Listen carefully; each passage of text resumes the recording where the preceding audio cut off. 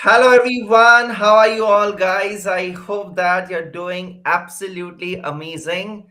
So बच्चा party आज बहुत ही खास दिन है and definitely it is going to be a big day for all of us and especially for the chartered accountants and chartered accountants fraternity पूरा की पूरा यहाँ पर लगे रहेंगे आज बजट देखने में। टैक्स टीचर तो आज एकदम मतलब क्या बोलते हैं उसे बहुत ज्यादा एक्साइटेड रहेंगे या नर्वस रहेंगे क्योंकि बहुत सारे चेंजेस आते हैं और हमेशा उनको डिटेल में सारी चीजें पढ़नी पड़ती है नेक्स्ट अटेम्प्ट के लिए, not for this attempt but for the next attempt. क्या क्या एप्लीकेबल रहेगा, क्या एप्लीकेबल नहीं रहेगा। And as a student I feel that कि even you should start watching the budget because it's very important to watch the budget.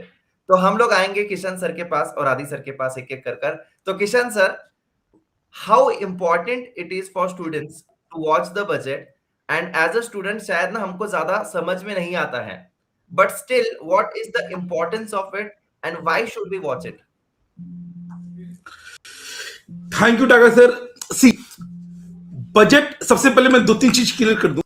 हर वो student जो कि मई 26, सितंबर 26 या जैन 27 भी दे रहा है, आपको इस बजट से एग्जाम पर्पस पे कोई भी इंपैक्ट नहीं पड़ेगा। तो रेस्ट अश्योर्ड चेंजेस होंगे।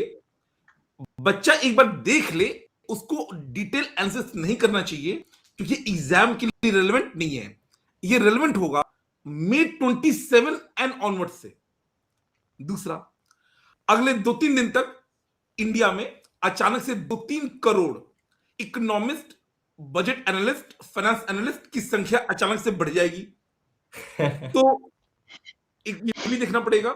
तीसरा, सर बजट ना, मैं हमेशा बोलता हूं कि सी एक ऐसा कोर्स है जो केवल क्लासरूम तक लिमिटेड नहीं है। जो भी आप क्लास में पढ़ते हो वो रियल लाइफ में उसका मेजॉरिटी होता है। तो जो भी आपने फाइनेंस में, एफएम में, टैक्स में, ऑडिट में, अकाउंट्स में पढ़ा है, बजट देखने का फायदा ये होता है कि बच्चा ना लिंक कर सकता है। जैसे अपार्ट फ्रॉम टैक्स अमेंडमेंट, वो तो आएगा ही, टैक्स के अपडेट्स, किस सेक्टर पे गवर्नमेंट फोकस कर रहा है, राइट वो सेक्टर बच्चा कहीं ना कहीं सीए में पढ़ा होगा।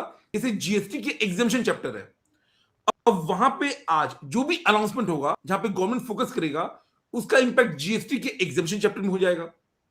तो कई सारे फैक्टर्स हैं जिसके कारण बच्चों को देखना माघ पूर्णिमा हो रहा है।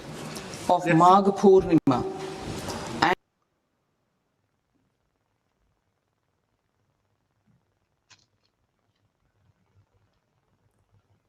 So yes, we are starting with the budget. I guess there is some lag over here, but yes, will be very soon. We will be watching the And the session. birth anniversary of Guru Ravidas, I present the budget for the year 2026-2027.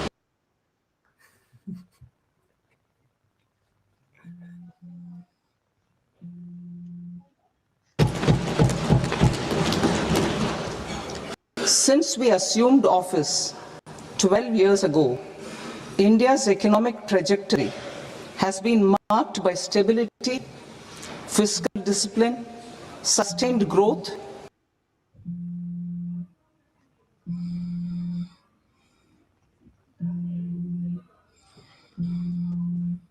and moderate inflation. This is the result of conscious choices we have made, even in times heightened uncertainty and disruption.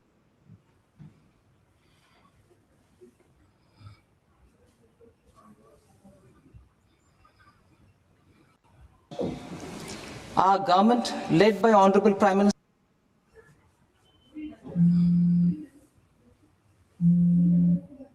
Welcome, Tuli sir. Hi, Tuli sir. Mr. Modi, has decisively and consistently chosen action over ambivalence, reform over rhetoric, and people over populism. We have pursued far-reaching structural reforms, fiscal prudence and monetary stability, whilst maintaining a strong thrust on public investment. Keeping Atmanirbharta as a lodestar, we have built domestic manufacturing capacity, energy security, and reduced critical import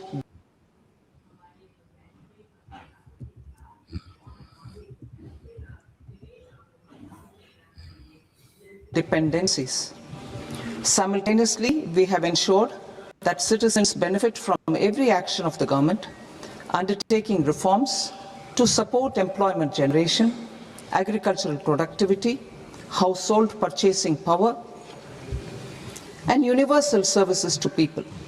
These measures have delivered a high growth rate of around 7% and helped us make substantial strides in poverty reduction and improvement in the lives of our people.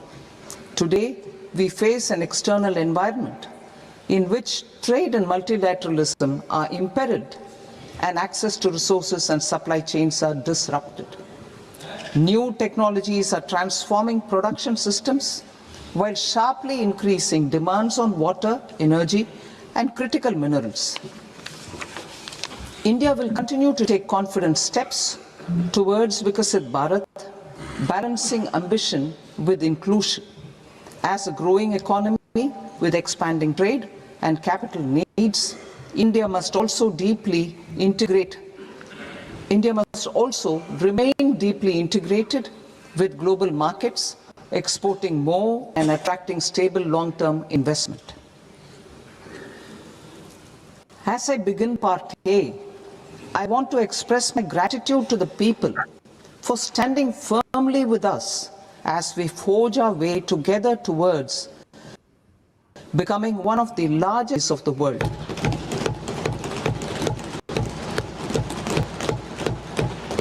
Our aim is to transform aspiration into achievement and potential into performance as we ensure that aligned with our vision of Sabka Saath, Sabka Vikas is to ensure that every family, community, region, and sector has access to resources, amenities, and opportunities for meaningful participation. This threefold approach requires a supportive ecosystem. The first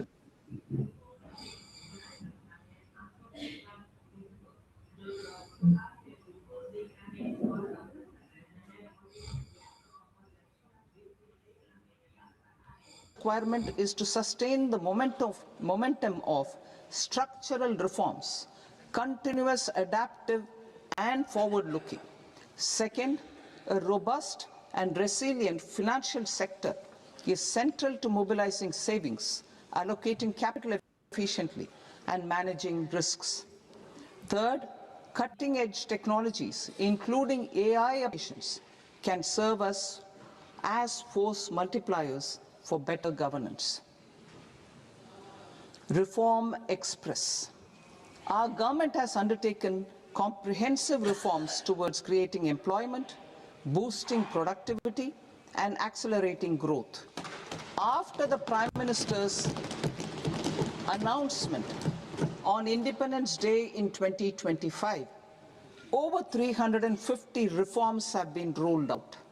This includes GST simplification, notification of labor codes, and rationalization of mandatory quality control orders. High-level committees have been formed, and in parallel, the central government is working with the state governments on deregulation and reducing compliance requirements.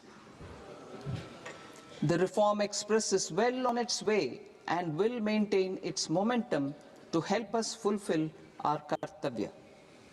I now move to specific proposals. Under our first kartavya, to accelerate and sustain economic growth, I propose interventions in 6 areas. 1.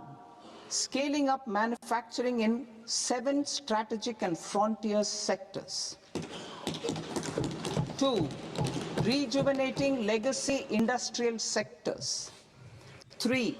Creating champion MSMEs. 4. Delivering a powerful push for infrastructure. 5. Ensuring long-term security and stability. And 6. Developing city economic regions. scaling up of manufacturing in 7 strategic and frontier sectors. Biopharma Shakti, meaning biopharma strategy for health advancement through knowledge, technology, and innovation. India's disease burden is observed to be shifting towards non-communicable diseases like diabetes, cancer, and autoimmune disorders. Biologic medicines are key to longevity and quality of life at affordable costs. To develop India as a global biopharma manufacturing hub,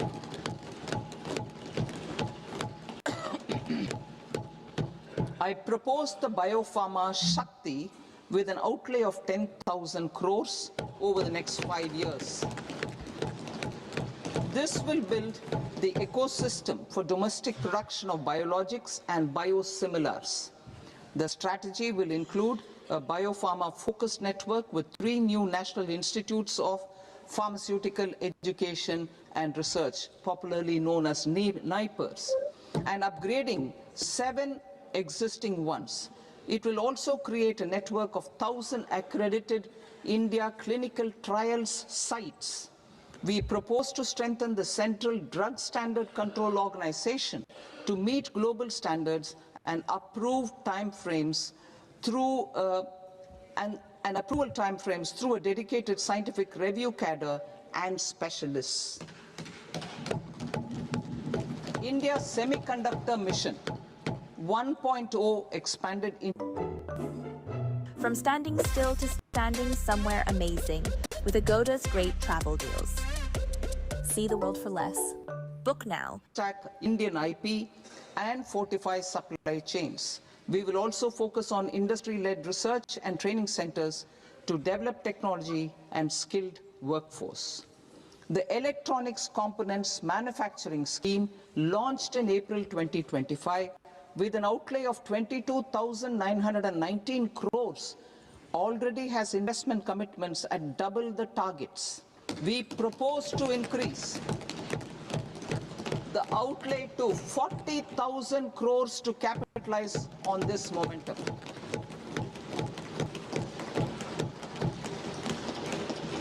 A scheme for rare earth permanent magnets was launched in 2025 November. We now propose to support the mineral-rich states of Odisha, Kerala, Andhra Pradesh,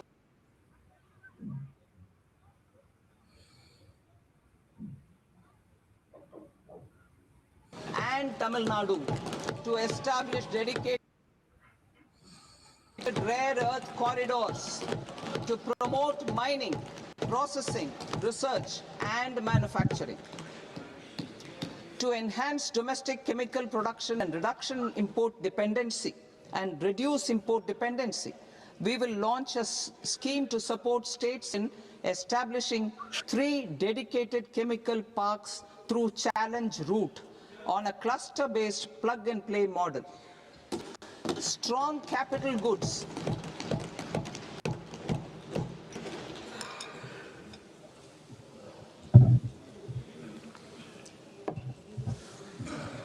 Strong capital goods capability is a determinant of productivity and quality across different sectors. Towards building this capacity, I propose the following. High-tech tool rooms will be established by central public sector enterprises at 2 locations as digitally enabled automated service bureaus that locally design, test, and manufacture high-precision components at scale and at lower cost. 2. A scheme for enhancement of construction and infrastructure equipments will be introduced to strengthen domestic manufacturing of high-value and technologically advanced CIE. This can range from lifts in a multi-storied apartment or firefighting equipment in multiplexes, large or small, and to tunnel boring equipments for building metros and high-altitude roads. I also propose a scheme for container manufacturing to create a globally competitive container manufacturing ecosystem with a budgetary allocation of 10,000 crores over a 5-year period. For the labor-intensive textile sector, I propose an integrated program with 5 subparts. 1. The National Fiber Scheme for self-reliance in natural fibers, such as silk, wool, and jute, man-made fibers, and new age fibers. Textile expansion and employment scheme to modernize traditional clusters with capital support for machinery, technology upgradation, and common testing and certification centers. 3. The National Handloom and Handicraft Program to integrate and strengthen existing schemes and ensure targeted support for weavers and artisans. Tex Eco initiative to promote globally competitive and sustainable textiles and apparels.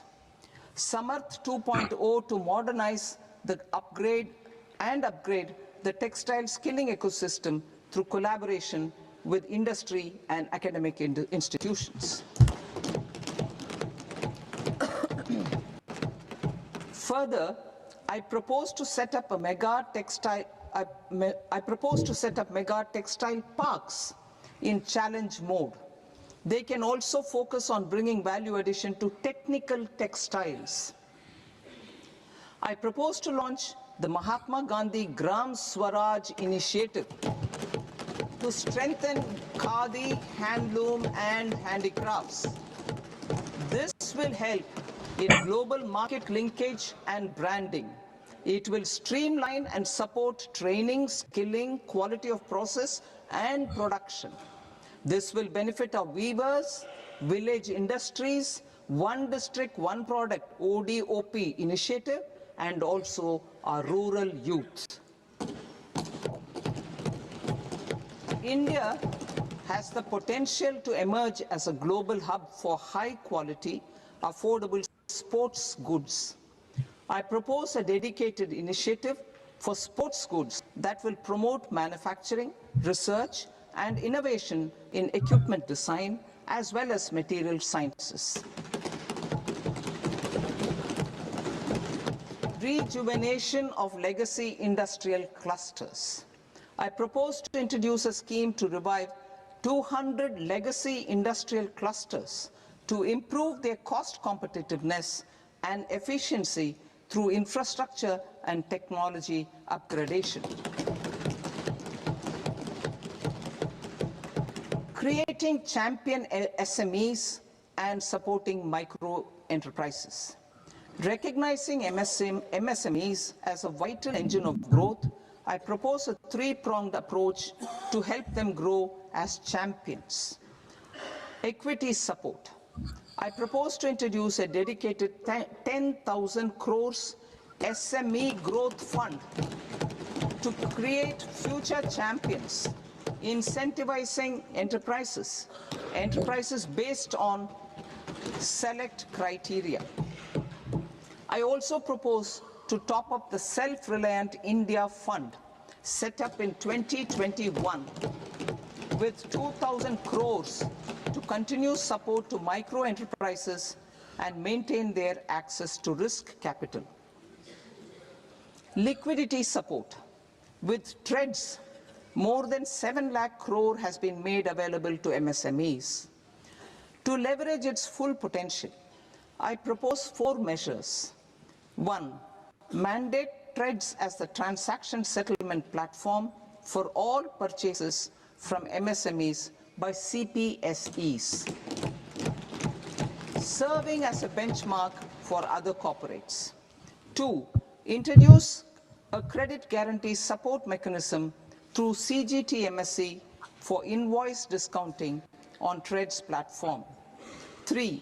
Link GEM with TREDS for sharing information with financiers about government purchases from MSMEs, encouraging cheaper and quicker financing. 4. Introduce TREDS receivables as asset-backed securities, helping develop a secondary market, enhancing liquidity and settlement of transactions. Professional support. Government will facilitate professional institutions such as the ICAI, ICSI, ICMAI to design short-term modular courses and practical tools to develop a cadre of corporate mitras, especially in Tier 2 and Tier 3 towns. These accredited para-professionals will help MSMEs meet compliance requirements at affordable costs. Infrastructure.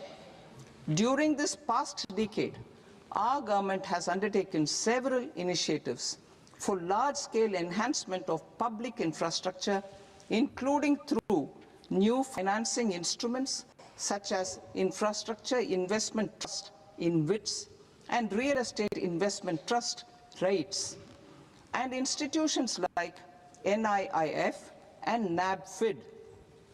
We shall continue to focus on developing infrastructure in cities with over 5 lakh population, that is Tier 2, Tier 3 cities, which have expanded to become growth centers. Public capital expenditure has increased manifold from 2 lakh crore in 2014-15 to an allocation of 11.2 lakh crore in BE 25-26. In this coming year, that is financial year 2026-27, I propose to increase it to 12.2 lakh crores to continue the momentum. To strengthen the confidence of private developers regarding risks during infrastructure development and construction phase, I propose to set up an infrastructure risk guarantee fund to provide prudentially calibrated partial credit guarantee to lenders. Over the years, REITs have emerged as a successful instrument for asset monetization. I propose to accelerate recycling of significant real estate assets of the CPSEs through the setting up of dedicated REITs. To promote environmentally sustainable movement of cargo, I propose to 1. Establish new dedicated freight corridors connecting Dankuni in the east to Surat in the west. Operationalize 20 new national waterways over the next 5 years, starting with National Waterways 5 in Orissa to connect mineral-rich areas of Talcher and Angul and industrial centers like Kalinga Nagar to the ports of Paradeep and Dhamra. Training institutes will be set up as regional centers of excellence for development of required manpower for these waterways. This will benefit youth in the entire stretch of the waterways to train and acquire skills. Further, a ship repair ecosystem catering to inland waterways will also be set up at Varanasi and Patna. And C, launch a coastal cargo promotion scheme for incentivizing a modal shift from rail to road to increase the share of inland waterways and coastal shipping from 6% to 12% by 2047. To enhance last mile and remote connectivity and promote tourism, I propose to give incentives to indigenize manufacturing of seaplanes. A seaplane VGF scheme will be also introduced to provide support for operations. Carbon capture, utilization and storage. Aligning with the roadmap launched in December 2025, the carbon capture, utilization and storage technologies at scale will achieve higher readiness and in end-use application across 5 industrial sectors including power, steel, cement, refineries, and chemicals. An outlay of 20,000 crore is proposed over the next 5 years for this purpose. City economic regions. Cities are India's engines of growth, innovation, and opportunities. We shall now focus on Tier 2, Tier 3 cities, and even temple towns, which need modern infrastructure and basic amenities. This budget aims to further amplify the potential of cities to deliver the economic power of agglomerations by mapping city economic regions based on their specific growth drivers. An allocation of 5,000 crore per CER over 5 years is proposed for implementing their plans through a challenge mode with a reform cum result-based financing mechanism. In order to promote environmentally sustainable passenger systems, we will develop 7 high-speed rail corridors between cities as growth connectors, namely Mumbai to Pune, Pune to Hyderabad, Hyderabad to Bengaluru, Hyderabad to Chennai, Chennai to Bengaluru, Delhi to Varanasi, Varanasi to Siliguri.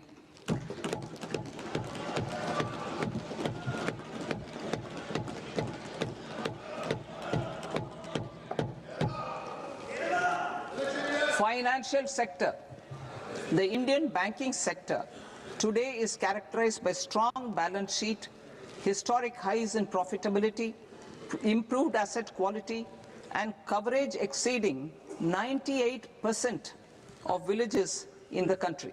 At this juncture, we are well placed to futuristically evaluate the measures needed to continue on the path of reform-led growth of this sector. I propose setting up a high-level committee on banking for Vikasit Bharat. High-level committee on banking for Vikasit Bharat to comprehensively review the sector and align it with India's next phase of growth, while safeguarding financial stability, inclusion, and consumer protection. The vision for NBFCs for Vikasit Bharat has been outlined with clear targets for credit disbursement and technology adoption in order to achieve scale and improve efficiency in the public sector NBFCs. As a first step, it is proposed to restructure the Power Finance Corporation and Rural Electrification Corporation. I propose a comprehensive review of the foreign exchange management non-debt instruments rules to create a more contemporary, user-friendly framework for foreign investments consistent with India's evolving economic priorities. Corporate bond market. I propose to introduce a market-making framework with suitable access to funds and derivatives on corporate bond indices. I also propose to introduce total return swaps on corporate bonds. Municipal bonds. To encourage the issuance of municipal bonds of higher value by larger cities, I propose an incentive of 100 crore rupees for a single bond issuance. 100 crore rupees for a single bond issuance of more than 1,000 crore. The current scheme under Amrit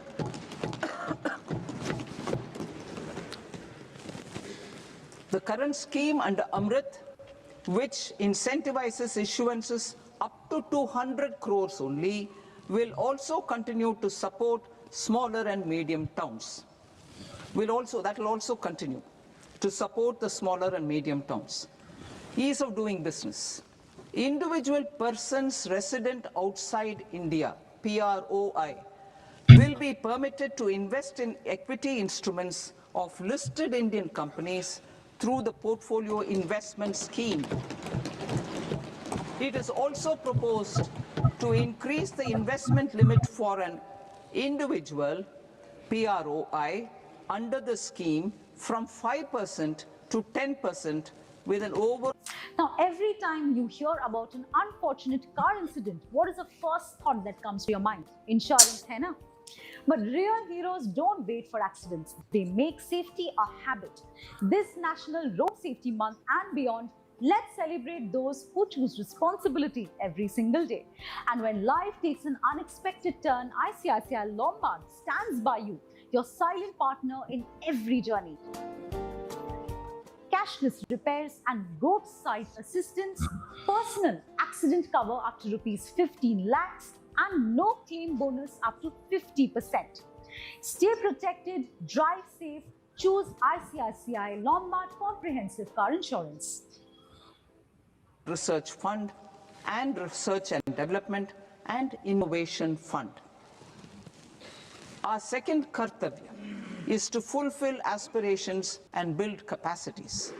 Close to 25 crore individuals have come out of multi-dimensional poverty through a decade of our government's sustained and reform-oriented efforts.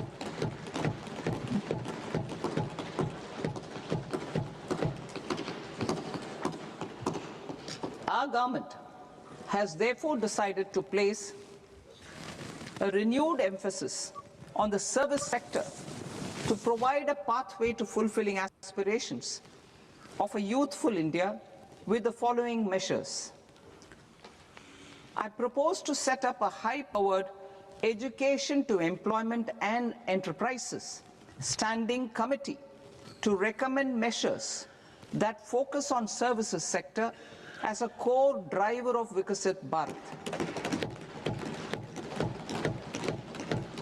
This will make us a global leader in services with a 10% global share by 2047. The committee will prioritize areas to optimize the potential for growth, employment, and exports. They will also assess the impact of emerging technologies, including AI, on jobs and skill requirements and propose measures thereof. To create a range of skilled career pathways, a new range of skilled career pathways for our youth, I propose interventions in the following sectors. Health. Existing institutions for allied health professionals will be upgraded and new AHP institutions established in private and government sectors. This will cover 10 selected disciplines, including optometry, radiology, anesthesia, OT technology, applied psychology and behavioral health, and add 1 lakh AHPs over the next 5 years. A strong care system covering geriatric and allied care services will be built. A variety of NSQF-aligned programs will be developed to train multi-skilled caregivers, combining core care and allied skills such as wellness, yoga, and operation of medical assistive devices. In the coming year, 1.5 lakh caregivers will be trained.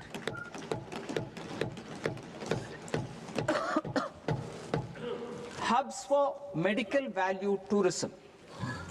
To promote India as a hub for medical tourism services, I propose to launch a scheme to support states in establishing 5 regional medical hubs in partnership with the private sector.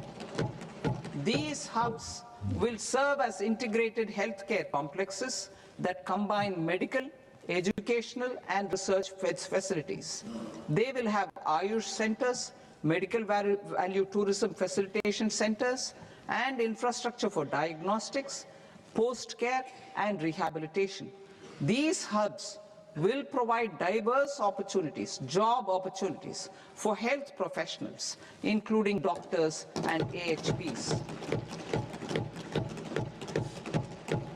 Ancient Indian yoga, already respected in several parts of the world, was given a mass global recognition when Honorable Prime Minister took it to the UN Post-COVID, Ayurveda gained a similar global acceptance and recognition.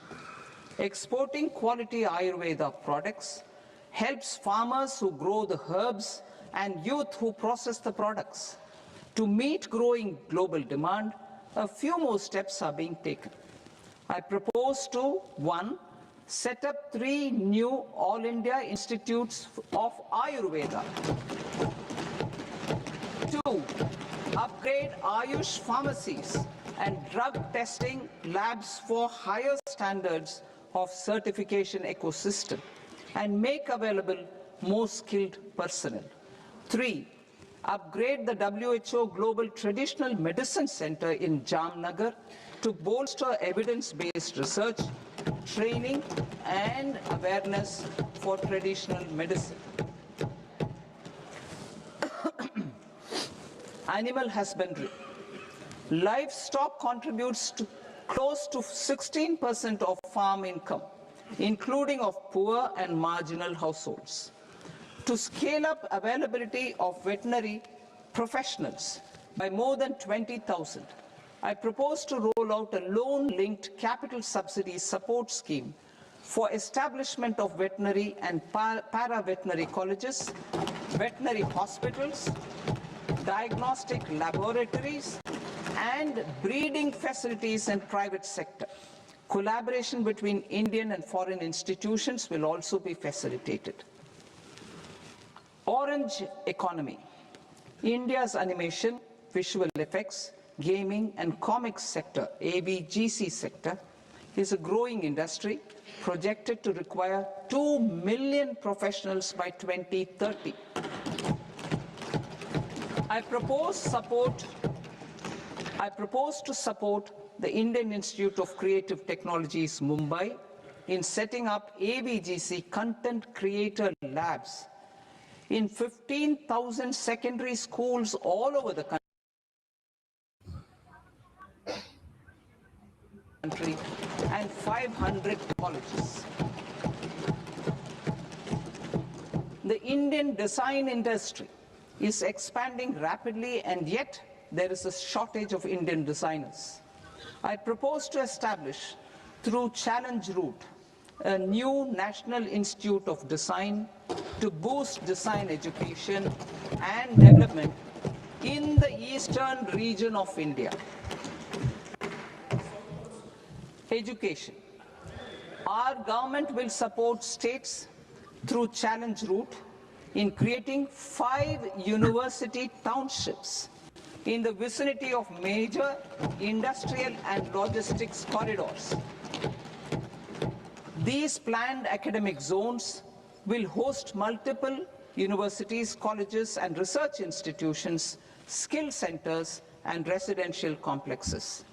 In higher education, STEM institutions, prolonged hours of study and laboratory work pose some challenges for girl students. Through VGF, Viability Gap Funding and capital support, 1 girls' hostel will be established in every district.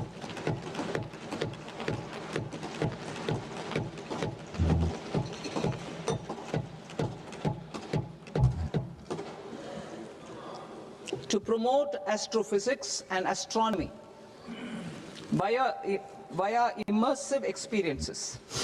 4 telescope infrastructure facilities will be set up or upgraded. The National Large Solar Telescope, the National Large Optical Infrared Telescope, the Himalayan Chandra Telescope, and the Cosmos 2 Planetarium. Tourism. The tourism sector has the potential to play a large role in the employment generation, forex earnings, and expanding the local economy. I propose to set up a National Institute of Hospitality by upgrading the existing National Council for Hotel Management and Catering Technology. It will function as a bridge between academia, industry, and government. I also propose a pilot scheme for upskilling 10,000 guides in 20 iconic tourist sites through a standardized, high-quality, 12-week training course in hybrid mode in collaboration with the Indian Institute of Management. A national destination digital knowledge grid will be established to digitally document all places of significance, cultural, spiritual, and heritage. This initiative will create a new ecosystem of jobs for local researchers, historians, content creators, and technology partners. India has the potential and opportunity to offer world-class trekking and hiking experience. We will develop ecologically sustainable mountain trails in Himachal Pradesh, Uttarakhand, and Jammu Kashmir. Also in Araku Valley in the Eastern Ghats and Podigai Malai in the Western Ghats. Turtle trails along key nesting sites in the coastal areas of Odisha, Karnataka, and Kerala. And 3, bird watching trails along the Pulikat Lake in Andhra Pradesh, Tamil Nadu. It's on the border. Under the visionary leadership of Honorable Prime Minister, we established the International Big Cat Alliance in 2024. This year, India is hosting the first ever Global Big Cat Summit, where heads of governments and ministers from 95 range countries will deliberate on collective strategies for conservation.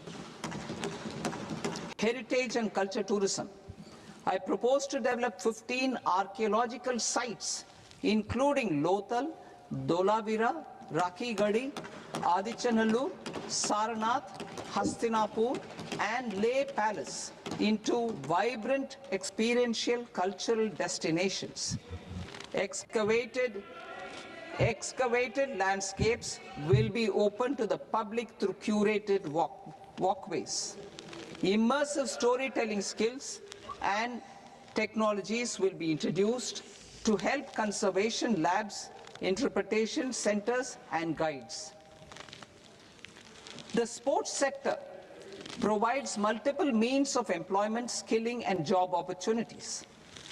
Taking forward the systematic nurturing of sports talent, which is set in motion through the Khelo India program earlier, I propose to launch a Khelo India mission to transform the sports sector over the next decade.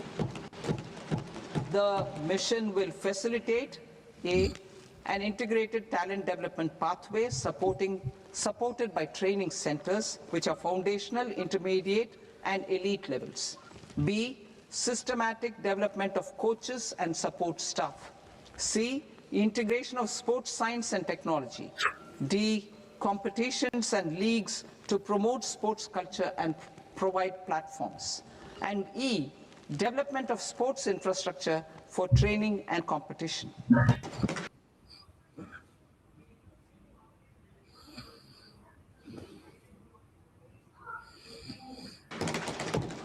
Our third Kartavya aligns with our vision of Sabka Saath, Sabka Vikas towards Vikasit Bharat. This requires targeted efforts for 1, increasing farmer incomes through productivity enhancement and entrepreneurship, with special attention to small and marginal farmers.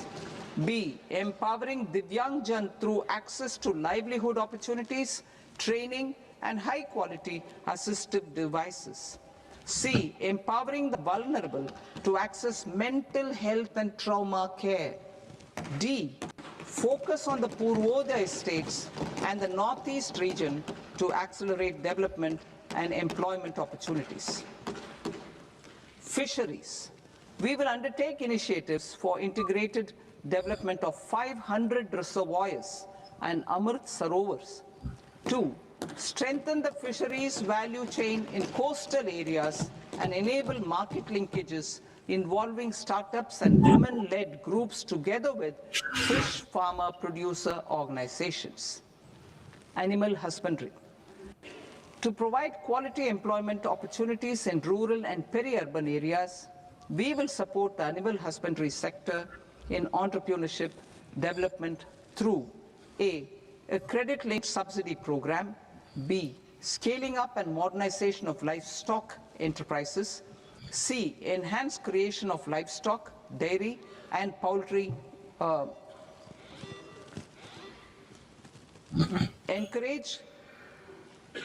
I'll read that again. Enhance creation of livestock, dairy, and poultry-focused integrated value chains. And D, encourage creation of livestock farmer-producer organizations. High-value agriculture. To diversify farm outputs, increase productivity, enhance farmers' incomes, and create new employment opportunities, we will support high-value crops such as coconut, sandalwood, cocoa, cashew in the coastal areas, agar trees in northeast, and nuts such as almonds, walnuts, and pine nuts in our hilly regions. All of them will be supported. India is the world's largest producer of coconuts. About 30 million people, including nearly 10 million farmers, depend on coconuts for their livelihood. To further enhance competitiveness in coconut production, I propose a coconut promotion scheme to increase production and enhance productivity through various interventions, including replacing and non-productive trees with new saplings or plants or varieties in major coconut growing states. A dedicated program is proposed for Indian cashew and cocoa to make India self-reliant in raw cashew and coconut production and processing, enhance export competitiveness, and transform Indian cashew and Indian cocoa into premium global brands by 2030. Sandalwood. Sandalwood is closely linked to India's social and cultural heritage. Our government will partner with state governments to promote focused cultivation and post-harvest processing to restore the glory of the Indian sandalwood ecosystem, to rejuvenate old, low-yielding orchards, and expand high-density cultivation of walnuts, almonds, and pine nuts. We will support a dedicated program to enhance farmer incomes and in bringing value addition by engaging youth. Bharat Vistar, that is virtually integrated system to access agricultural resources. I propose to launch Bharat Vistar, a multilingual AI tool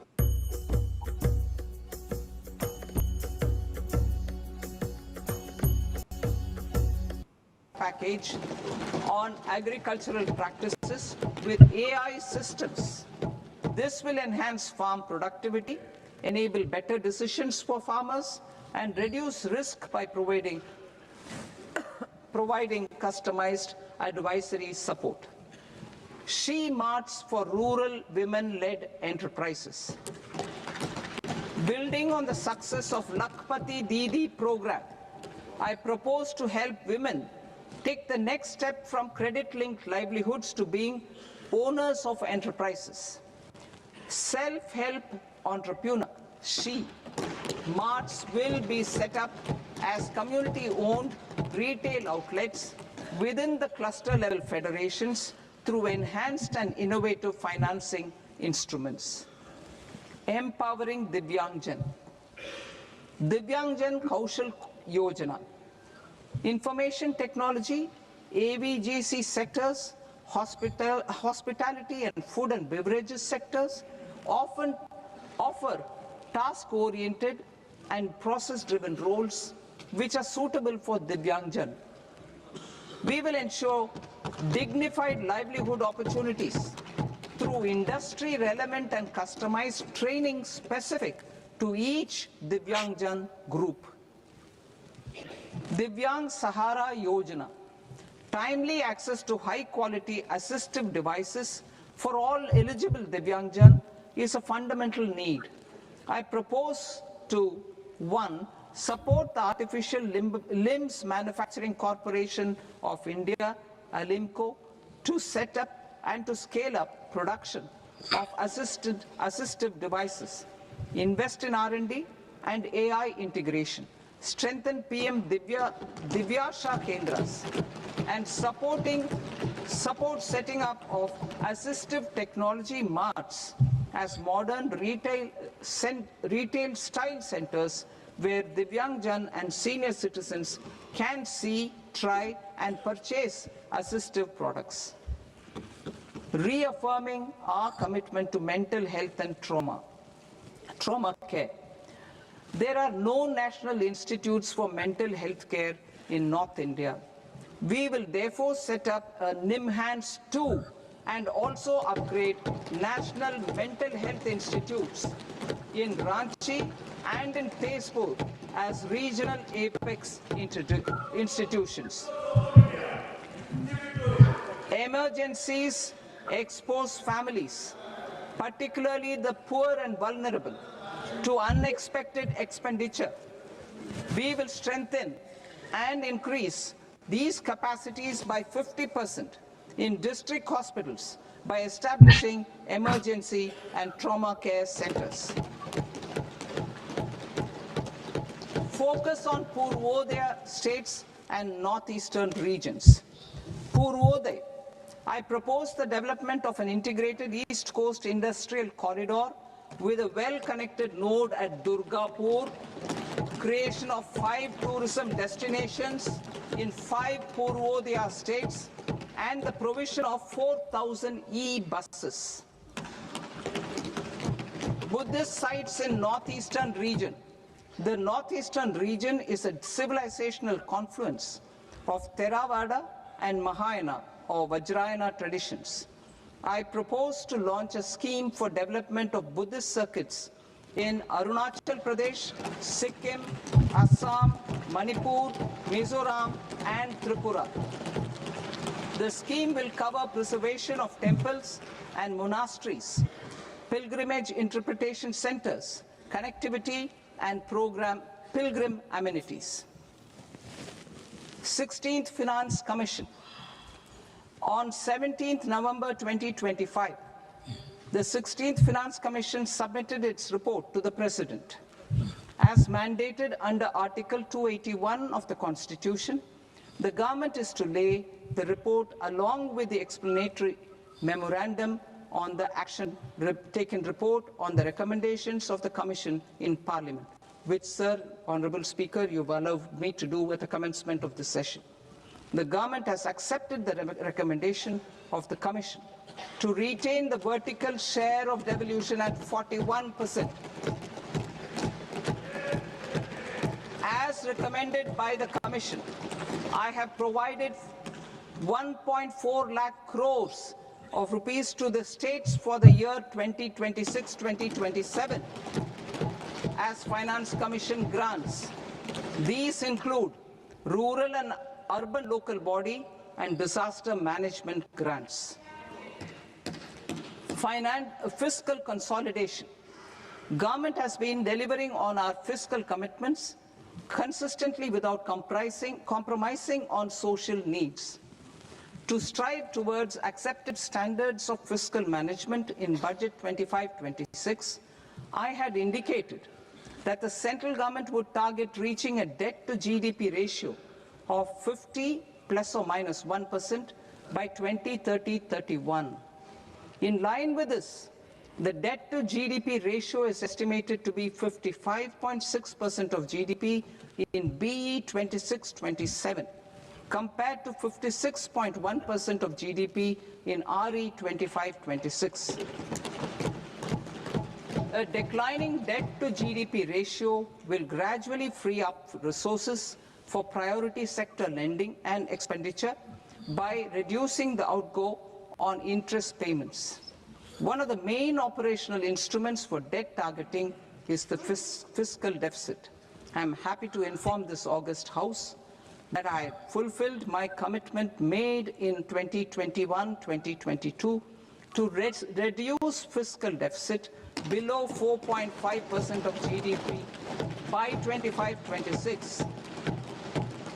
In RE 25-26, the fiscal deficit has been estimated at par with BE of 2025-26 at 4.4% of GDP. In line with the new fiscal prudence path of debt consolidation, the fiscal deficit in BE 26-27 is estimated to be 4.3% of the GDP.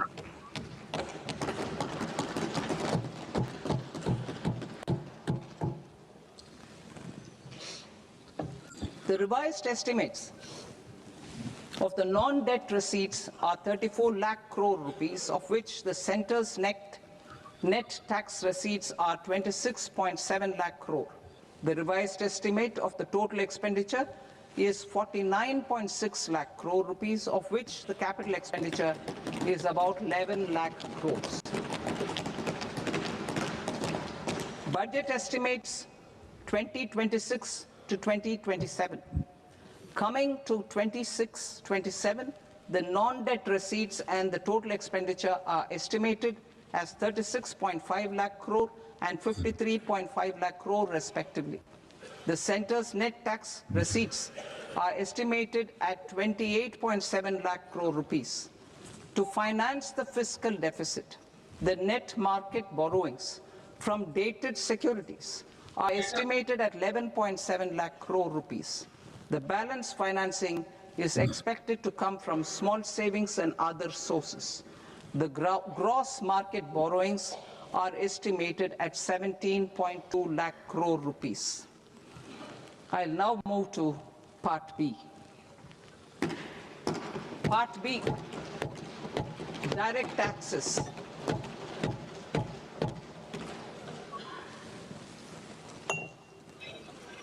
Honorable Speaker, sir,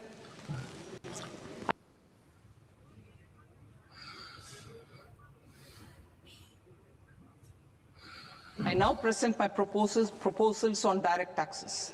New Income Tax Act. In July 2024, I announced a comprehensive review of the Income Tax Act 1961.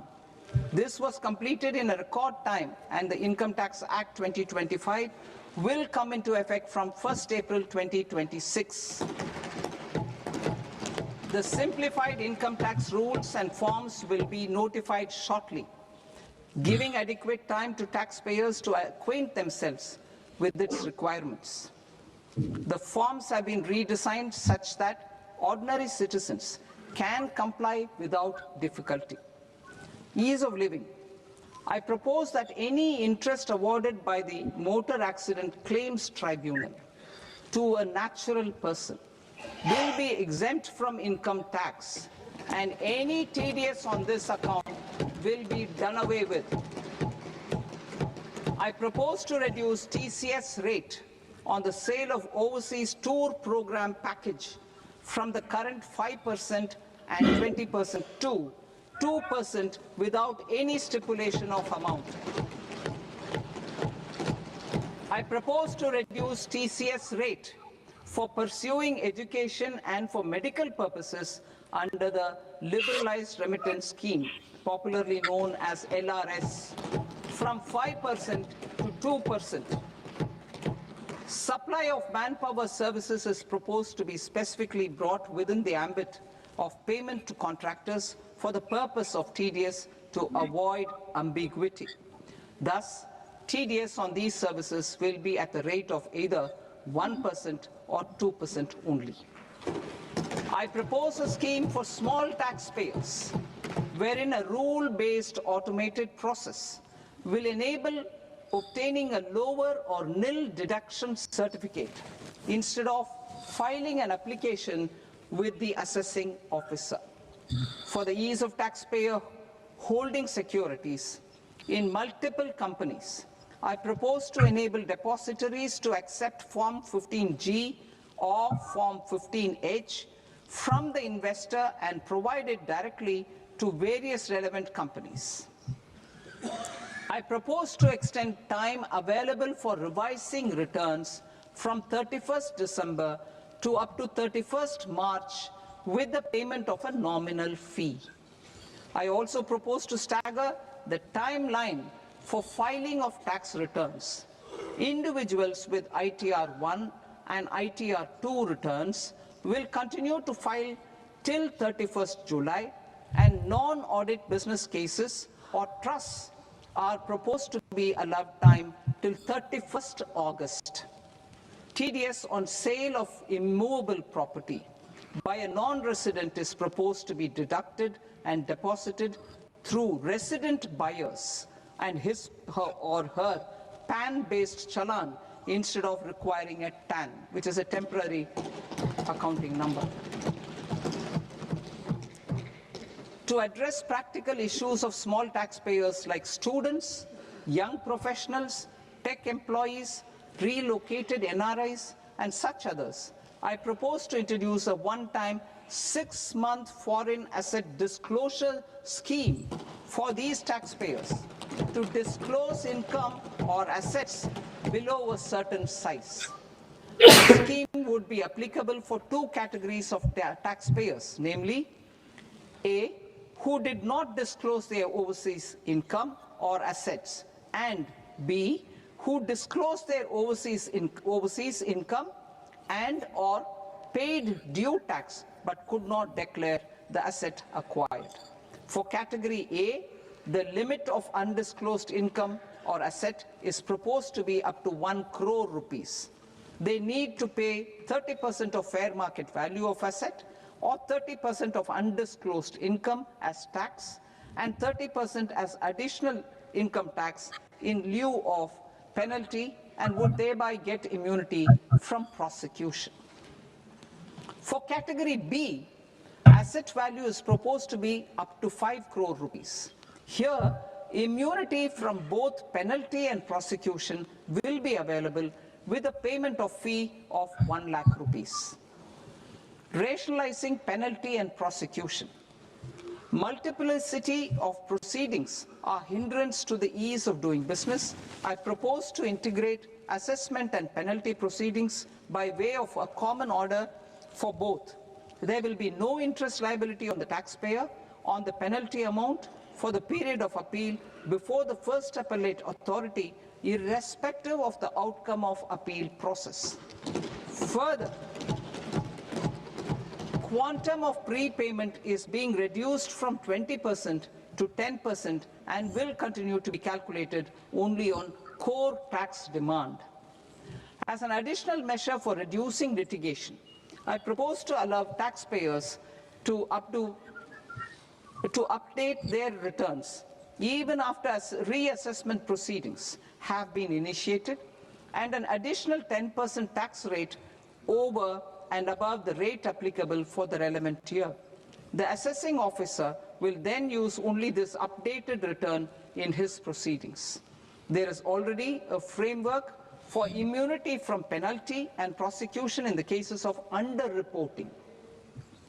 I propose to apply this framework for immunity to misreporting too. However, in such a case, the taxpayer will need to pay 100% of the tax amount as an additional income tax over and above the tax and interest due. Penalties for certain technical defaults, such as failure to get accounts audited, non-furnishing of transfer pricing audit report, and default in furnishing statement for financial transactions are proposed to be converted into fee.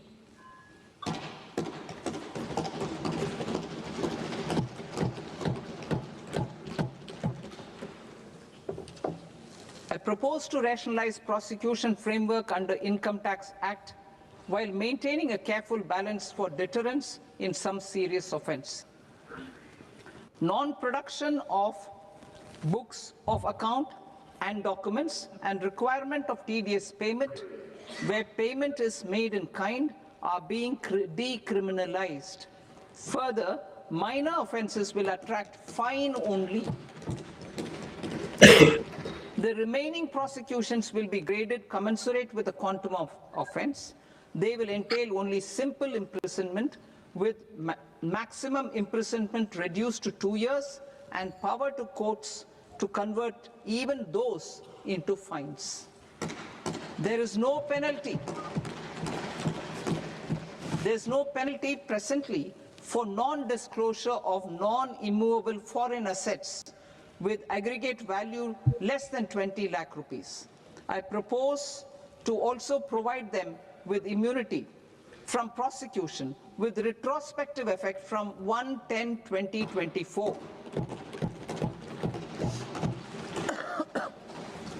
Cooperatives. Deduction is already allowed to a primary cooperative society engaged in supplying milk, oilseeds, fruits or vegetables raised or grown by its members. I propose to extend this deduction to also include supply of cattle feed and cotton seed produced by its members. I propose to allow inter-cooperative society dividend income as deduction under the new tax regime to the extent it is further distributed to its members. I further propose to allow exemption for a period of 3 years to dividend income received by a notified national cooperative federation on their investments made in companies up to 31/1/2026. This exemption would be allowed only for dividends further distributed to its member cooperatives. Supporting IT sector as India's growth engine. India is a global leader in software development services, IT-enabled services, knowledge process outsourcing services, and contract R&D services relating to software development. These businesses and their segments are quite interconnected with each other. All these services are proposed to be clubbed under a single category of information technology services with a common safe harbor margin of 15.5% applicable to all. The threshold for availing safe harbor for IT services is being enhanced substantially from 300 crore rupees to 2,000 crore rupees. Safe harbor for IT services shall be approved by an automated rule-driven process without any need for tax officer to examine and accept the application. Once applied by an IT services company, the same safe harbor can be continued for a period of 5 years at a stretch at its choice. For IT services companies who want to conclude advanced pricing agreement, APA, I propose to fast-track unilateral APA process for IT services and endeavor to conclude it within a period of 2 years. The period of 2 years can be extended by a further period of 6 months on taxpayers' request. I propose to extend the facility of modified returns available to the entity entering APA to its associated entities also. Attracting global business and investment. Recognizing the need to enable critical infrastructure and boost investment in data centers, I propose to provide tax holiday till 2047 to any foreign company that provides cloud services to customers globally by using data center services from India.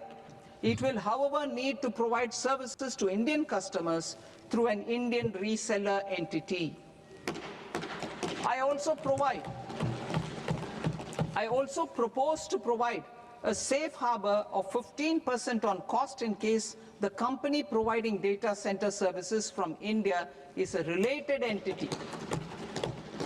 To harness the efficiency of just-in-time logistics for electronic manufacturing, I propose to provide safe harbor to non-residents for component warehousing.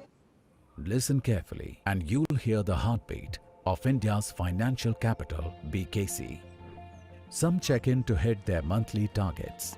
Others will arrive to make their own businesses thrive. This isn't just travel, it's the in-between, where ideas are born, plans sharpen, and those who dare take one step closer to their dreams. It's your HQ away from home, your base to set the pace, assured of a great rest to wake up and bloom to your best. Bloom Hotel BKC. Next gen stays for intelligent travelers.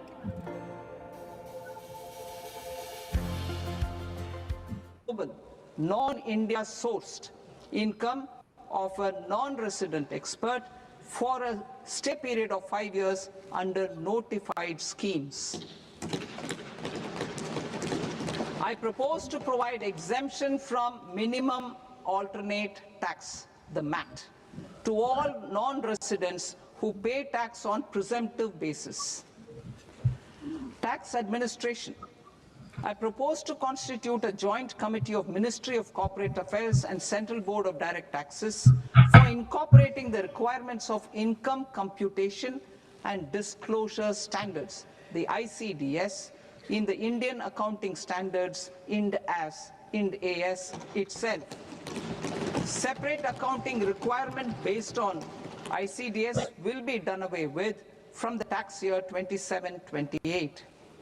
To support Prime Minister Modi's vision of homegrown accounting and advisory firms to become global leaders, I propose to rationalize the definition of accountant for the purposes of safe harbor rules. Other tax proposals. Change in taxation of buyback was brought in to address the improper use of buyback route by promoters.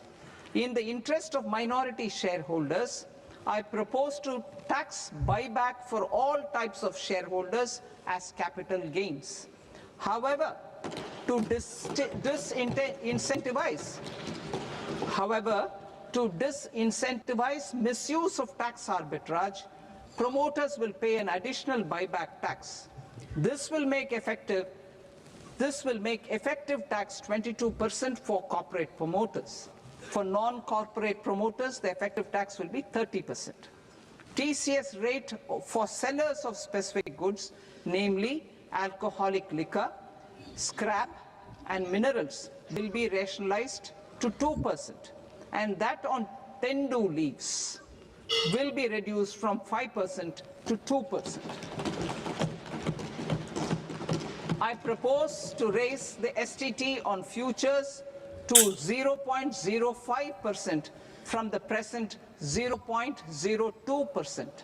STT on options premium and exercise of options are both proposed to be raised to 0.15% from the present rate of 0.1% and 0.125% respectively. We reformed the taxation landscape for corporates in 2019 by providing them a simplified regime with lower tax rate so that they could productively focus on business rather than on claim of deductions and exemptions. To encourage companies to shift to the new regime, set off of brought forward MAT credit, minimum alternate tax credit, is proposed to be allowed to companies only in the new regime. Set off using available MAT credit is proposed to be allowed to an extent of 1/4 of the tax liability in the new regime. MAT is proposed to be made final tax, so there will be no further credit accumulation from 1st April 2026. In line with this change, the rate of final tax is being reduced to 14% from the current MAT rate of 15%. The brought forward MAT credit of taxpayers accumulated till 30th March 2026 will continue to be available to them for set-off as above. Indirect taxes. I shall now take up proposals related to indirect taxes. My proposals for customs and central excise aim to further simplify the tariff structure, support domestic manufacturing, promote export competitiveness, and correct inversion in duty. To continue weeding out long continuing customs duty exemptions, I propose to remove certain exemptions on items which are being manufactured in India or where the imports are negligible.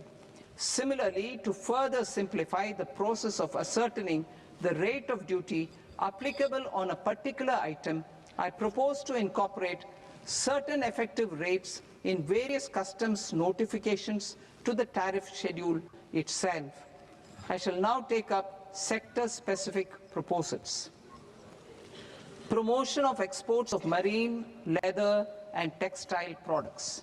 I propose to increase the limit for duty-free imports of specified inputs used for processing seafoods for export from the current 1% to 3% of FOB value of the previous year's export turnover. I also propose to allow duty-free imports of specified inputs, which is currently available for exports of leather or synthetic footwear, to exports of shoe uppers as well. I propose to extend the time period for export of final product from the existing 6 months to 1 year for exporters of leather or textile garments, leather or synthetic footwear, and other leather products. Energy transition and security. I propose to extend the basic customs duty exemption given to capital goods used for manufacturing lithium-ion cells for batteries to those used for manufacturing lithium-ion cells for battery energy storage systems also. I propose to exempt basic customs duty on import of sodium antimonate for use in manufacture of solar glass. Nuclear power. I propose to extend the existing basic customs duty exemption on imports of goods required for nuclear power projects till the year 2035 and expand it for all nuclear plants irrespective of their capacity. Critical minerals. It is proposed to provide basic customs duty exemption to the import of capital goods required for the processing of critical minerals in India. Biogas blended CNG. I propose to exclude the entire value of biogas while calculating the central excise duty payable on biogas blended CNG.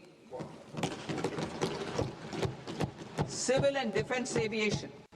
I propose to exempt basic customs duty on components and parts required for the manufacture of civilian training and other aircrafts.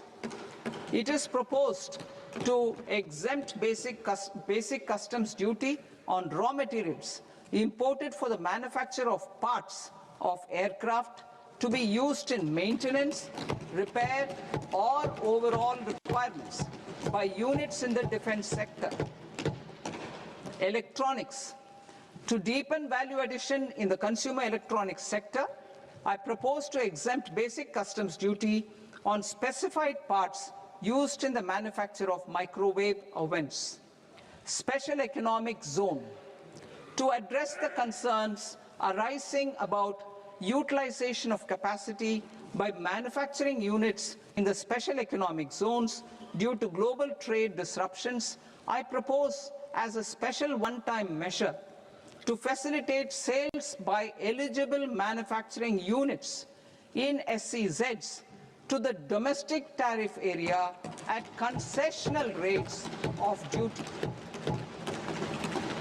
The quantity of such sales will be limited to a prescribed proportion of their exports. Necessary regulatory changes will be undertaken to operationalize the measures while ensuring level playing field for the units working in the DTA. Ease of living.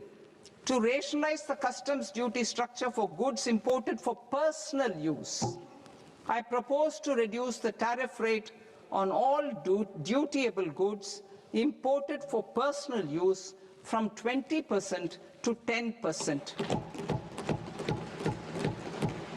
To provide relief to patients, particularly those suffering from cancer, I propose to exempt basic customs duty on 17 drugs or medicines. I propose also to add 7 more rare diseases for the purposes of exempting import duties on personal imports of drugs, medicines, and food for special medical purposes used in their treatment. Customs process. India's role and share in the global trade is poised for a major leap in line with our ambition and journey towards Viksit Bharat. In this regard, I propose many measures for custom processes to have minimal intervention for smoother and faster movement of goods and greater certainty to the trade. Trust-based systems. I propose to enhance duty deferral period for Tier 2 and Tier 3 authorized economic operators, known as AEOs, from 15 days to 30 days. I propose to provide eligible manufacturer importers the same duty deferral facility.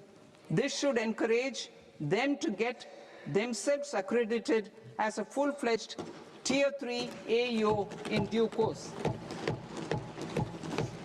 To provide greater certainty and for better business planning, I propose to extend validity period of advance ruling binding on customs from the present 3 years to 5 years. In the spirit of the whole of government approach,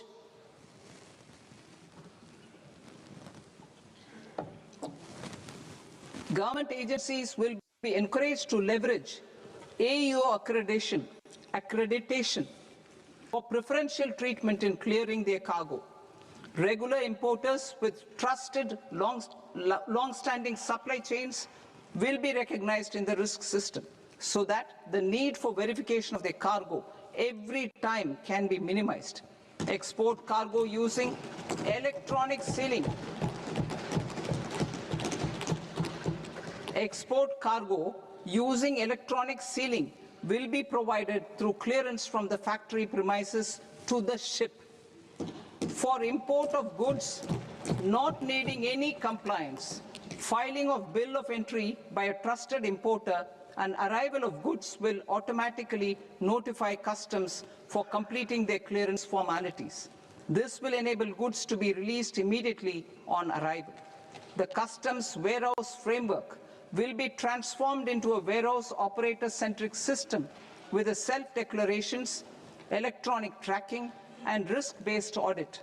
These reforms will move away from the current system of officer-dependent approvals and reduce transaction delays and compliance costs.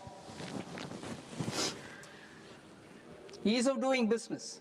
Approvals required for cargo clearance from various government agencies will be seamlessly processed through a single and interconnected digital window by the end of the financial year.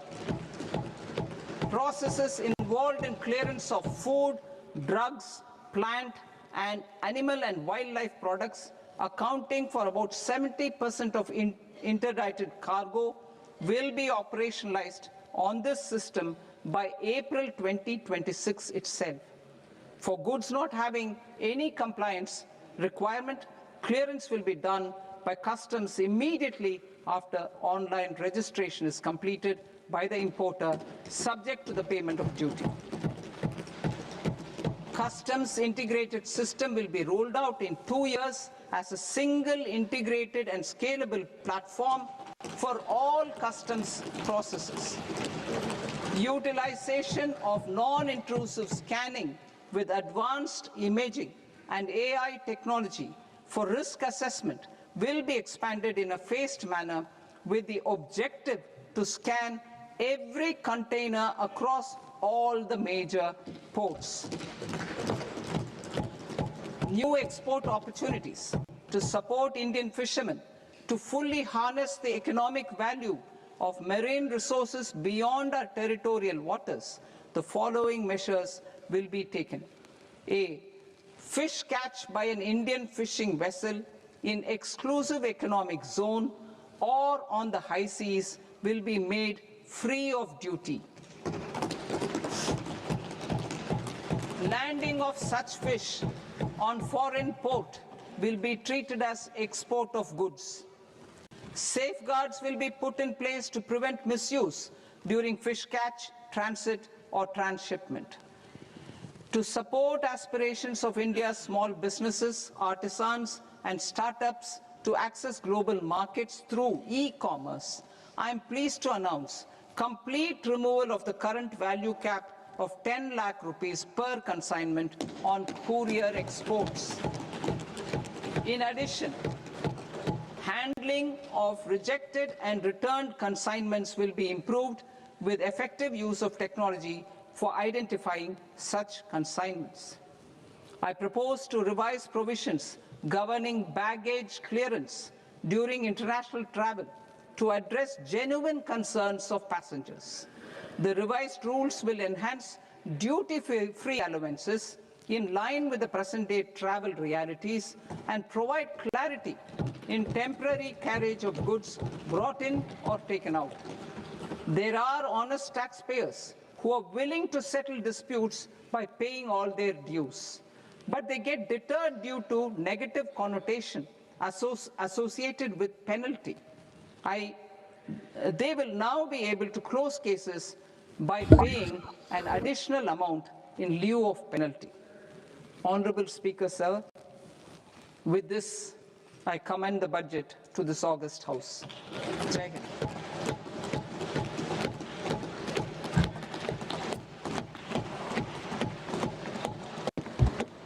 One and a half hours. Item number 3 माननीय वित्त मंत्री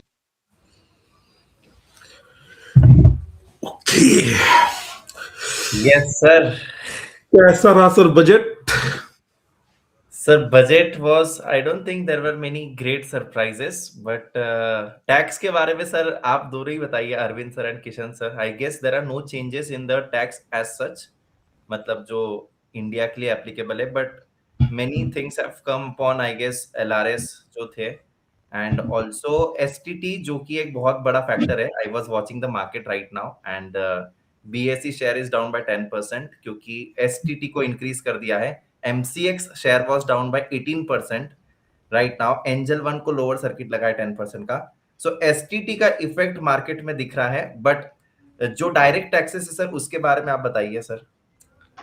sir मुझे लगता है ना, एक तो STT का इंपैक्ट है, दूसरा इस बार बहुत ज्यादा वाइडली एक्सपेक्टेड था कि जो 112 ए का जो टैक्स रेट है, कैपिटल गेन टैक्स रेट, वो थोड़ा कम होगा, क्योंकि अक्रॉस द सबको पता था कि स्लैब रेट नहीं बढ़ेगा, तो पहले ही 12 लाख का हो गया, जो कि काफी अच्छा है. कैपिटल गेन टैक्स रेट वो एक प्रॉब्लमेटिक था, उसको इन्होंने नहीं कम किया, ये भी बहुत बड़ा इंपैक्ट है. तो बजट मेरे हिसाब से तो सर इंफ्रास्ट्रक्चर फोकस्ड है भविष्य के लिए, लेकिन इमीडिएट रिलीफ एज सच कुछ नहीं है.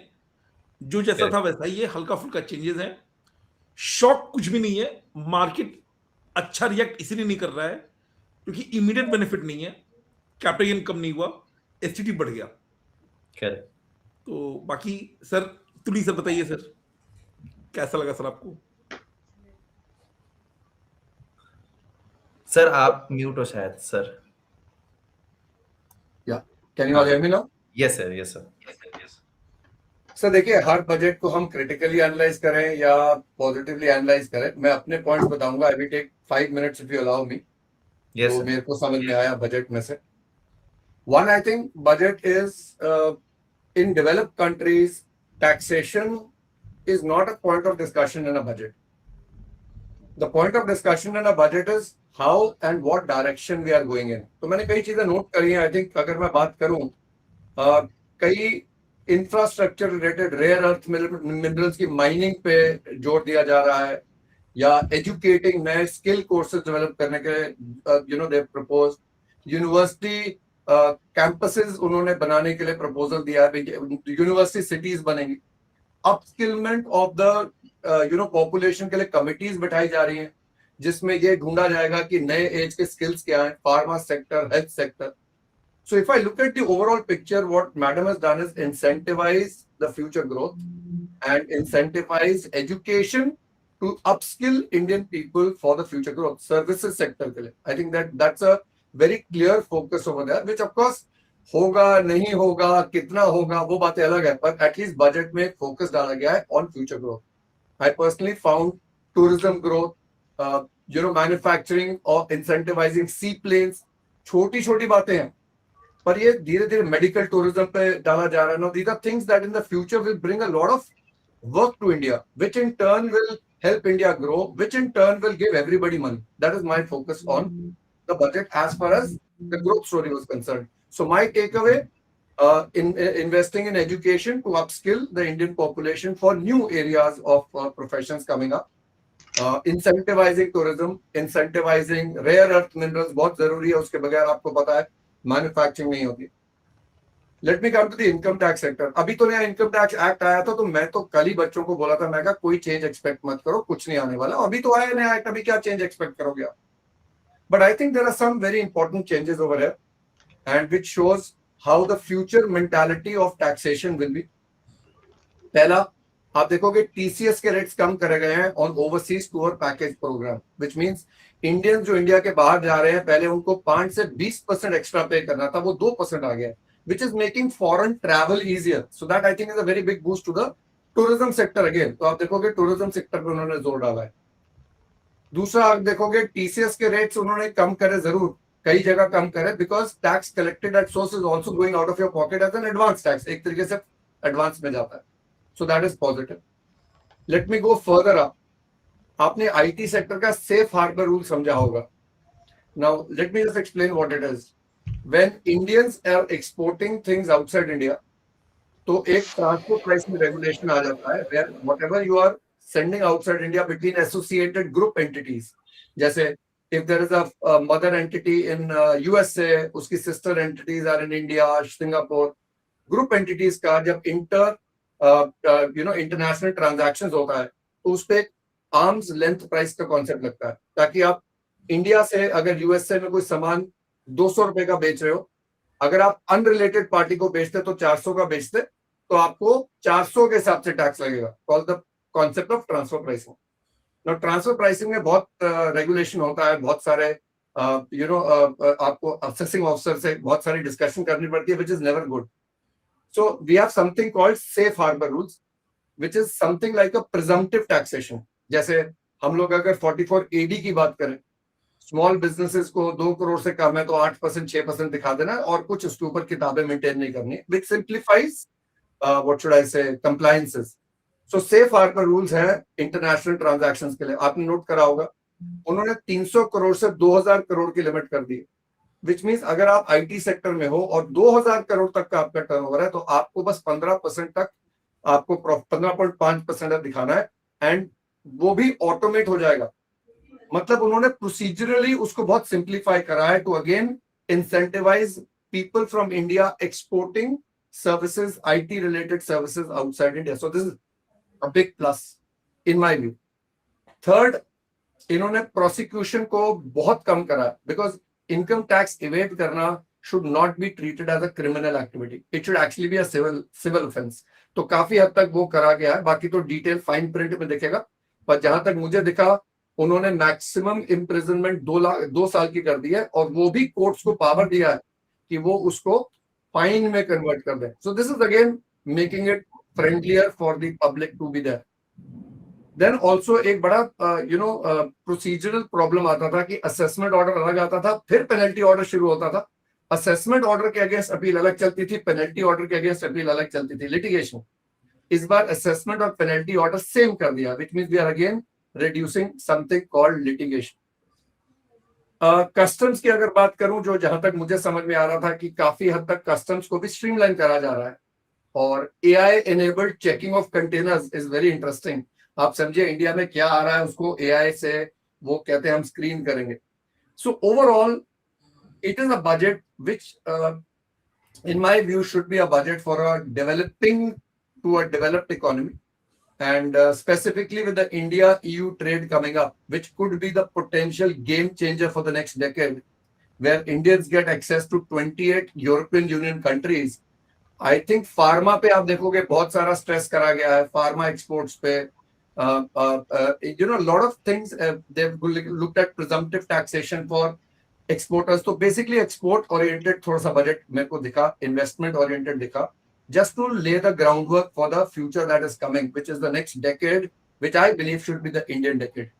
और एक last बात बोलूंगा, इतना कुछ अगर ग्रोथ होगा, इतने फार्मा वाले ग्रोथ करेंगे, इतने एग्रीकल्चर इंप्लीमेंट्स धीरे धीरे एक्सपोर्ट होंगे, यूनिवर्सिटी सेटअप होंगी with children who will be equipped to provide services, एक डिग्री को काम बहुत मिलने वाला है और वो है chartered accountancy. And I believe we should all be ready for the future.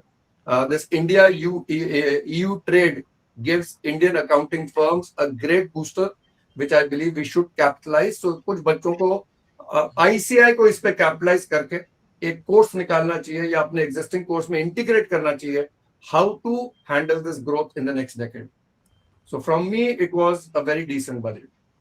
Great sir, great. मतलब ओवरऑल इफ यू लुक एक सर पॉइंट रह गया, सॉरी. यस सर, मैथ का अगर आपने सुना होगा, मैथ का उन्होंने क्या बोला, कई बच्चों को जानना होगा. सो मैथ में पहले होता था जैसे बच्चों ने AMT करा इंटरमीडिएट लेवल पे, फाइनल लेवल पे कंपनीज के लिए मैथ होता है minimum alternate tax.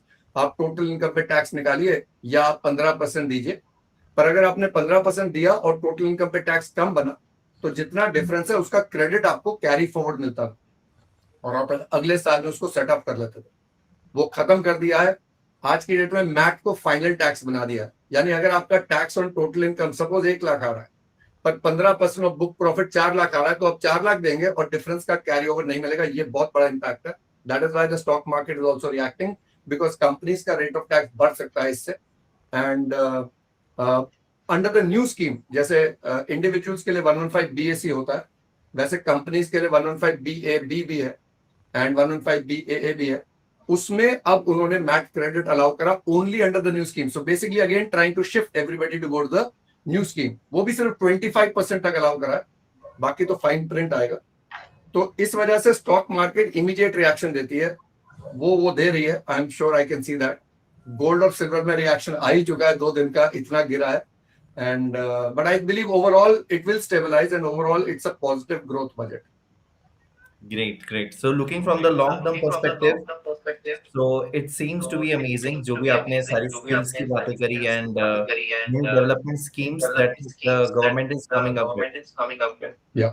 And definitely fiscal deficit बहुत important बात है मैडम की. अगर आप बात करें, if I look at the small lines in between the budget, she is reduced. She said I have promised a fiscal deficit of below 4.5 and I have achieved 4.4. Now I'm promising 4.3. But what she said next was very important. This releases funds which were earlier blocked in interest payments, which will be invested further, which is a very big plus. आप समझिए, fiscal deficit जैसे कम होता है, इसका मतलब है आपका जो पैसा इंटरेस्ट पेमेंट्स में जा रहा है वो थोड़ा रिलीज हो रहा है, which we are saving on payment of interest, which can be invested in the country. So I believe it's a positive growth. It's a positive growth. That's really amazing. So guys, हम सारे लोग ना इस पर आएंगे, but आदि sir के पास जाते हैं. मतलब we all will come with a detailed explanation by reading the fine print and all. But yes, आदि सर, आप कहना चाहोगे? सर मैंने दिल्ली सर से बहुत ज्यादा एग्री करूंगा. किसी की आवाज एको हो रही है. I guess कुछ चल रहा है. हेलो. Yes sir. चलिए, मैं I will add one last part. Sorry, जैसे जैसे पढ़ रहा हूँ याद आ रही बातें. एक बहुत मेजर जो उन्होंने इंसेंटिवाइज करा ना सर, डेटा सेंटर्स को इंसेंटिवाइज करा. Yes. Tax holiday till 2047, which is now telling every foreign company, come set up data centers in India and you export the data services and you have no income tax. And this is till 2047. Now, data centers are the new gold actually. So I think that's again incentivizing the Indian story by making India the hub for services and manufacturing, rare earth minerals. So I believe, yes, I think I'm a little happy with the budget, because अगर वो tax के rates पर 24 लाख से 30 लाख भी कर देते वो फायदा नहीं होगा जितना आपके लिए जनरेशन ऑफ अपॉर्चुनिटीज का जहां पर अपॉर्चुनिटी मिल रही है. I think that is a big plus. Yes आदि सर. Yes sir. सर मैं भी वही कहूंगा कि पार्ट ए जो था ना वो ज्यादा ग्रोथ सेंट्रिक था, वो इमीडिएट बेनिफिट प्रोवाइड करने वाले बजट नहीं दिखा मुझे. मतलब ऐसा है कि लॉलीपॉप पकड़ाने वाला मुझे तो लगा बजट नहीं था ये, कि ये चाहता है एम्प्लॉयमेंट जनरेट हो, और ये जो प्लान है, ये विजन है, ये रिजल्ट मुझे लगता है कई सालों में देगा. मतलब 3-4 साल तो कम से कम लगेंगे विजिबल रिजल्ट्स आने में. अगेन आई कैन सी कि फॉरेन इन्वेस्टमेंट को अट्रैक्ट करने के लिए भी इसके अंदर इन्होंने लुक्रेटिव चीजें बोली है, जैसे कि यहाँ पे डेटा सेंटर वगैरह सेट करने वाली बात, टूरिज्म, छोटी छोटी बातों पर ध्यान दिया है. अगेन आई कैन से इन्होंने वो चीजों पर फोकस किया है ना which is a new age thing, जैसे talent, skill, graphics and few more things they are thinking to set up. So I think इसका विजिबल इम्पैक्ट दिखेगा, कुछ समय में दिखेगा. और जैसे किशन सर ने भी सही बोला था कि 12 लाख तो ऑलरेडी हो चुका है, वहां तक तो हमें टैक्स पे करना नहीं है, तो और ज्यादा बेनिफिट तो एक्सपेक्टेड नहीं था. तो पार्ट बी में तो सर ऑनेस्टली स्पीकिंग इतना मुझे कुछ दिखा नहीं. Part A was fine from my point of view. Tuli sir ने भी बिल्कुल सही कहा, ये डेवलपिंग से डेवलप्ड नेशन की ओर जाने वाले कदम थे. और बाकी तो लोगों का स्टॉक मार्केट में रिएक्शन दिख ही रहा है, बाकी सब चीजों कवर थी already. But I guess all these things will be very temporary, because जब ये चीजें एक्सप्लेनेशन आएगा तो I guess stock market is just giving the reaction just on the basis of the things which are maybe traders के लिए जो सही नहीं था उसके कारण वो शायद नीचे आ सकती है. But overall looking from the perspective, जैसे कि ग्रोथ की हम लोग बात करें, and as Tuli sir very rightly said that कि हम लोग को सिर्फ टैक्स नहीं, हम लोग को बाकी सारी चीजें भी देखनी चाहिए जो कि लॉन्ग टर्म पर्सपेक्टिव से बहुत ज्यादा सही होती है. And when this explanation will be coming out in upcoming week, ठीक है, तो my thing would be that कि guys whenever you are watching such sessions, make sure that कि आप किसके सेशंस देख रहे हो. There are going to be, जैसे कि किशन सर ने कहा था कि लाखों इन्फ्लुएंसर्स अभी आने वाले हैं and they will be explaining you the budget. But please make sure that कि आप लोग किसके थ्रू ये सारे एनालिसिस समझने की कोशिश कर रहे हैं, बिकॉज आई थिंक दैट कि that is really very important. क्योंकि सब लोग ना ऊपर ऊपर से कुछ बातें बोल देंगे आपको टैक्स वगैरह की, and they will say that the budget was bad and all that things. But it's really important to understand the key insights about the budget. And I know that बहुत सारे बच्चे आज यहाँ पर ज्वाइन किए हमारे साथ एंड समझने की कोशिश की है. But I know, I am very much sure that कि आप लोग को शायद बहुत सारी चीजें समझ में नहीं भी आई होगी. But yes Kishan sir, towards you. Sir जब बजट का पार्ट ए डिस्कस कर ही रहे हैं तो इसको थोड़ा सा मैं कुछ पर्सपेक्टिव ऐड करता हूं. यस सर, बिल्कुल. अगर आप देखोगे ना तो जो बजट है वो जियो पॉलिटिक्स से बहुत ज्यादा इंस्पायर्ड है.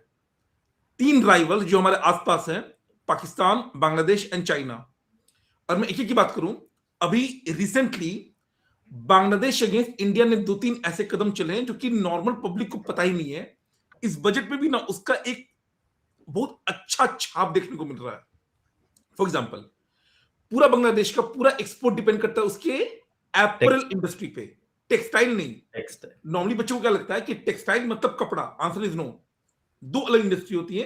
टेक्सटाइल मतलब होगा धागा जो कॉटन से बनता है. एपरल मतलब उस धागे को यूज करके आप कपड़ा बना के जब एक्सपोर्ट मारते हो. इंडिया का टेक्सटाइल इंडस्ट्री स्ट्रांग है, एपरल इंडस्ट्री कंपैरेटिवली पीछे है. बांग्लादेश का एपरल इंडस्ट्री बहुत मजबूत है, इंडिया से भी ऊपर है, वो वर्ल्ड में 2nd नंबर पे है. इंडिया ने इस बजट में एपरल इंडस्ट्री पे फोकस किया है. और ईयू इंडिया का जो एफटीए हुआ है जिसमें 0% हम लोग एक्सपोर्ट कर सकते हैं, ये डायरेक्टली हिट करेगा बांग्लादेश के एक्सपोर्ट्स को. तो अभी तक क्या होता था कि इंडिया ना, जब पुरानी सरकार थी बांग्लादेश की, वी अलाउड देम कि भाई हम लोग टेक्सटाइल पे फोकस करते हैं, आप एप्पल पे फोकस करो, एंड दोनों बढ़ते हैं. एप्पल इंडस्ट्री पे फोकस इस बार, अगर आपने सुना होगा, वर्ड यूज हुआ है टेक्सटाइल एंड एप्पल. अभी तक नॉर्मली केवल टेक्सटाइल वर्ड यूज होता था. तो एक तो बांग्लादेश को ऐसे किया जाएगा जिससे इंडिया का ग्रोथ होगा, उनको नुकसान होगा. Sports goods world wide, Pakistan, अब ये थोड़ा अजीब सा है, वो फुटबॉल बनाता है and they are one of the very big exporters of sports goods. India उस पर भी फोकस मार रहा है. ट्रंप ने जब टैरिफ लगाया इंडिया पे, उसने साथ ही लगाया था चाइना पे भी. चाइना के सामने यूएस को पीछे हटना पड़ा, क्योंकि जब यूएस ने टैरिफ लगाया चाइना पे, चाइना ने सीधा रिप्लाई किया कि बेटा तुम टैरिफ लगाओ, हम रेयर अर्थ मेटल का एक्सपोर्ट ही बंद कर देंगे। इस लिवरेज के कारण यूएस लिटरली पीछे हुआ। एक वर्ड यूज होता है taco, Trump always chickens out, वो हमेशा हार मान जाता है। ट्रंप लिटरली चिकन आउट, वापस गया। इंडिया पे 50% टैरिफ इससे लगा हुआ है क्योंकि इंडिया के पास ऐसा कोई लिवरेज है ही नहीं, अभी तो नहीं है। रेयर अर्थ मेटल वो इंश्योर कर रहा है। 12.2 लाख का इंफ्रास्ट्रक्चर ग्रोथ, जिसमें कि नॉर्थ ईस्ट में, क्लास में जीएसटी में ना एग्जामिशन चैप्टर्स होते हैं, उसमें ये सब बहुत डिटेल में हम लोग बताते हैं कि नॉर्थ ईस्ट पे सरकार फोकस कर रहा है। और इस बार भी इंफ्रास्ट्रक्चर हो, रोड हो, रेल हो, इन सब में नॉर्थ ईस्ट को इंक्लूड किया गया है। रेलवे में दामोकत नहीं है, बट जो 7 हाई स्पीड कॉरिडोर्स बन रहा है, अब जैसे वंदे भारत आप देख ही रहे होगे, बुलेट ट्रेन का बात हो रहा है, इसके अलावा 7 हाई स्पीड कॉरिडोर हो रहा है एंड डेडिकेटेड फ्रेट कॉरिडोर। एक कहावत है कि US is rich because their roads are better. एक उल्टा कहावत है कि their roads are better hence they are rich, कि अगर आपका ट्रांसपोर्टेशन बेटर है तो पूरा रॉ मटेरियल फास्ट मूव करेगा, मैन्युफैक्चरिंग जो फिनिश गुड्स होगा वो फास्ट मूव करेगा। तो रेलवे में डेडिकेटेड फ्रेट कॉरिडोर और 12 लाख करोड़ प्लस का इंफ्रास्ट्रक्चर सपोर्ट। तो ये बात तो सही है कि ये लॉन्ग टर्म बजट है, इमीडिएट रिलीफ नहीं है। कई सारी अच्छी बातें। अच्छा, एक पॉइंट आईसीआई को सरकार ने बोला है, CS, CA and CM institute को, कि जैसे बैंक के बैंक मित्राज होते हैं, वैसे कॉर्पोरेट मित्र जैसा कोई शॉर्ट टर्म कोर्स इशू किया जाए। अब ये शॉर्ट टर्म कोर्स सीए के लिए होगा या नॉर्मल 12th वाले बच्चों के लिए होगा, ये थोड़ा देखने वाली बात है। गर्ल एजुकेशन में भी काम हुआ है, हर डिस्ट्रिक्ट में हॉस्टल, क्योंकि सही बात है हर जगह हायर एजुकेशन नहीं है, लोग को बाहर जाना पड़ता है, तो गर्ल्स हॉस्टल वगैरह। अगर आप देखोगे एक टर्म यूज हुआ था, टेम्पल टूरिज्म। तो एक तो मेडिकल टूरिज्म होता है इंडिया में। आई अंडरस्टैंड कि हेल्थ केयर कई लोगों को महंगा लगता है, but it is nothing when compare to US.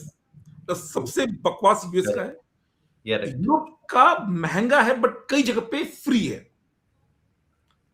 India में उनके कंपैरिजन बहुत सस्ता है, तो कई लोग इंडिया आते हैं, वो बहुत अच्छा है।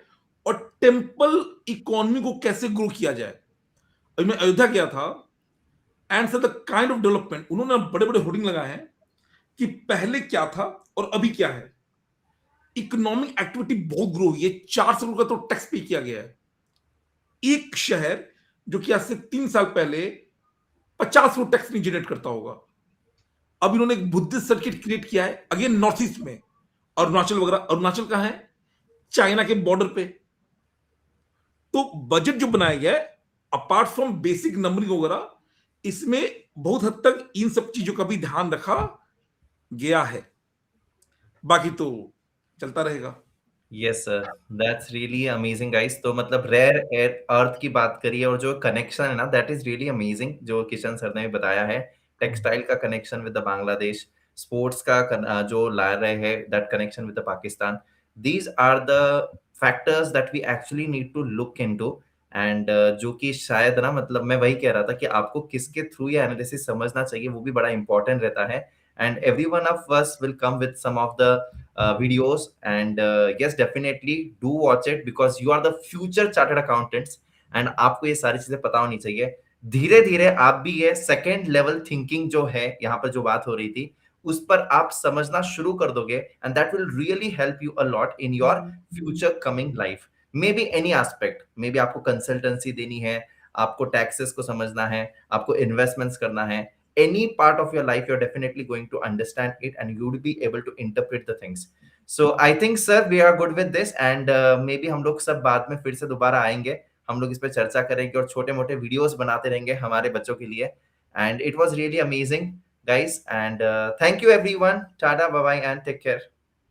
Bye bye, thank you sir. Yes.